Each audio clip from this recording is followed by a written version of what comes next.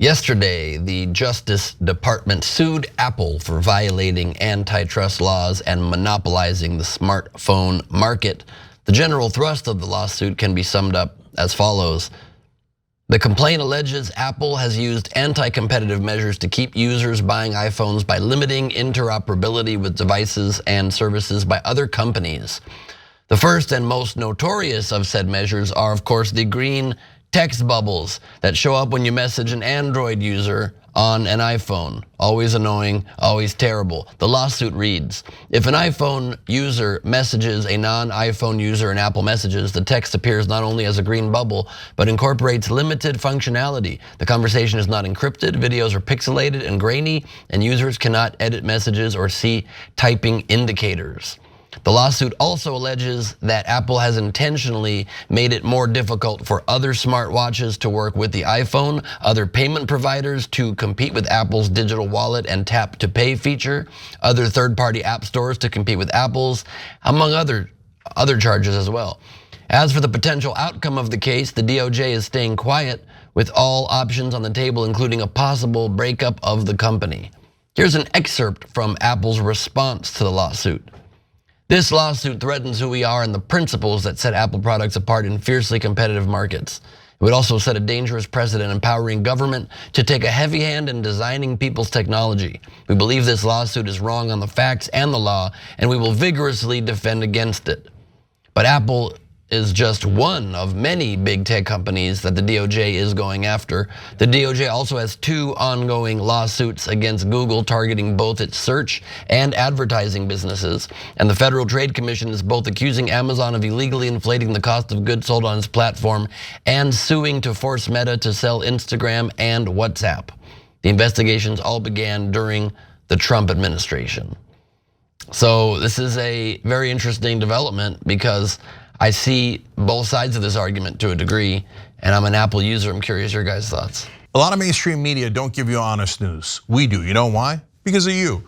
Paid membership on YouTube makes all the difference. Hit the join button below, and you become the hero that sustains us. Yeah, I kind of see both sides too, but Ramesh's the expert, so tell us if the Justice Department is right. Yeah, I'm licking my lips listening to this story. So, I mean, basically what's happened when it comes to technology, we all know this, we experience this on a daily basis, is our pathways to the wider digital world are mediated by kind of essentially tunnels or platforms, right? So like, largely speaking, our access to social media is determined by Meta and its products, right? But it's actually similar in the hardware space as well, because Apple is not just a hardware provider, it's also a software provider, right? With the application store, iTunes, iCloud, all of these things. And Apple is a dominant global player when it comes to its devices.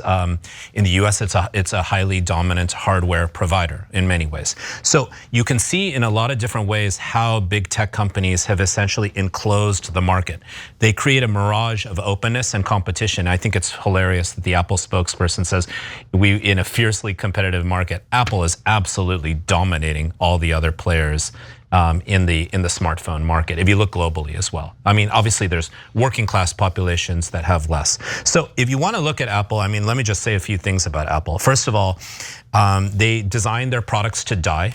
That's called planned obsolescence. Any of us who have an iPhone knows that after just a little amount of time, maybe 2 years, 3 years, depends how much we use it, the thing will die. They have admitted that. They have designed their phones to die, which creates electronic waste and then forces us to have a dependency on them and all their products. There's a lot of silly little examples of them essentially enclosing the market, making the market theirs. The whole market is according to their logics, right? So we see examples like the stupid dongle, right?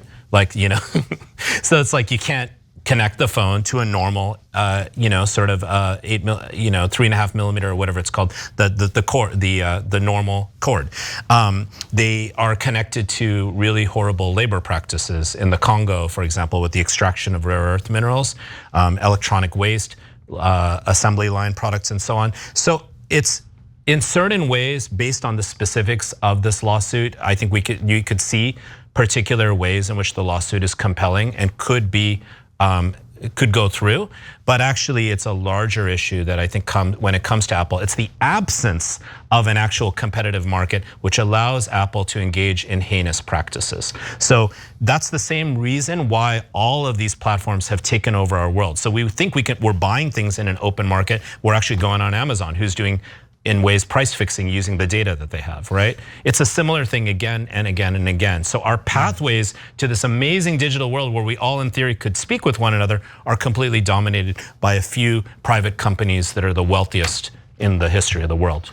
So Ramesh, I get your argument, and there's no question that it's a closed system and it drives me crazy. I can't switch to Android because all my phone numbers are in this system, all my music is in this system, and extracting it is a huge problem, right?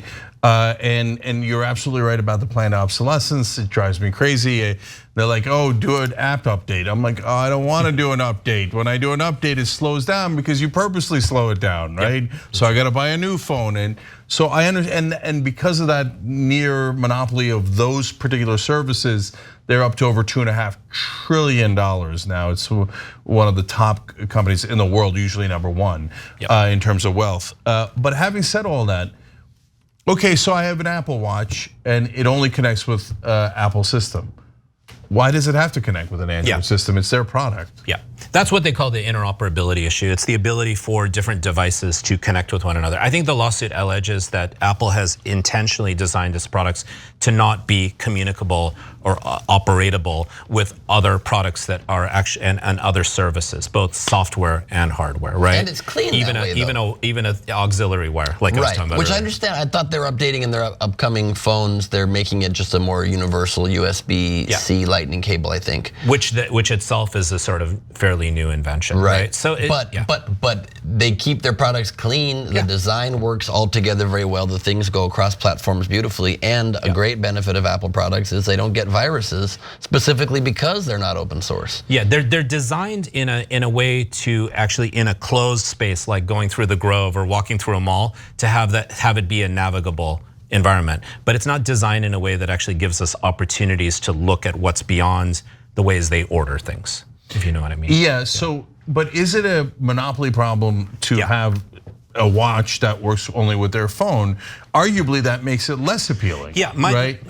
I don't think this is necessarily the best action against Apple will be an antitrust action. Remember also, it's been decades since our government has taken any action against any on an antitrust level. The last company to have antitrust action taken against it, if I'm not mistaken, is AT&T, which actually was a great thing for the world. And actually AT&T has done just fine with it, right? So it might be a question of labor practices. It might be forcing them to be more actual competitive in a market. It might be a few specific types of regulations. You know, there's a lot of regulations that are in a way maybe more interesting and more importantly more realistic than simply antitrust action. So with Apple, there's a range of different things that could be done. And maybe they settle for something where they address the most egregious parts of what they're doing and leave other parts alone, which actually would be a pretty sizable win for the consumers. And to me, the aspect about messaging and texting not working across devices is the worst one, because that's the one that really does cut off parts of the world, parts of even your friend groups, parts of your community from each other. And part of the allegation is that they are saying that it creates the impression that people have inferior products when they don't have an Apple product in that way. And it's very stupid. You can't text a video to somebody who has an Android. And how many times have my friend said it to our one friend that has Android, is like, dude, get with the times, get the good phone already. And we're shaming this man for not having our product. That's a problem, and my number one problem is that anytime you use your monopoly power to squeeze out competition, that's core monopoly power problem, right? So for example, Amazon, it was one thing when they had enormous power and they had all the products on Amazon and you pretty much had to be on Amazon to sell your product, but it became a different layer of a problem when they started taking the top performing products, copying them on their own, and then using their algorithm to promote their own product and kill yours. That's monopoly power, and we cannot have that. Yeah. So those are the type of things the government has to address. Yeah, the way Amazon does it is it leverages Amazon Web Services information, all the data it collects, to then basically manipulate and corner the market, right? The way Google is sort of monopolistic. I mean, I think they're both monopolistic companies, just like Apple, but maybe it's more oligopoly, like a limited set of dominant players.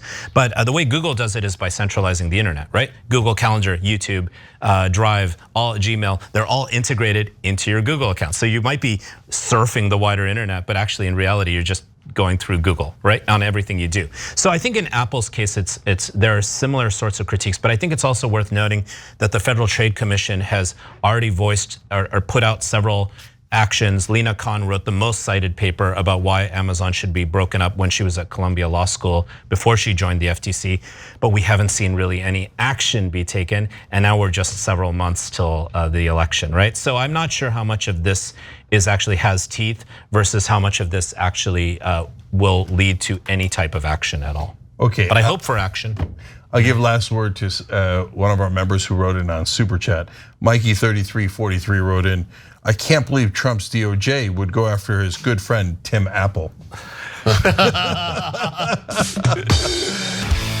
If you enjoyed this video, that's because of our members. They make us independent, they make us strong, and they make us honest. Become a member today by hitting the join button below.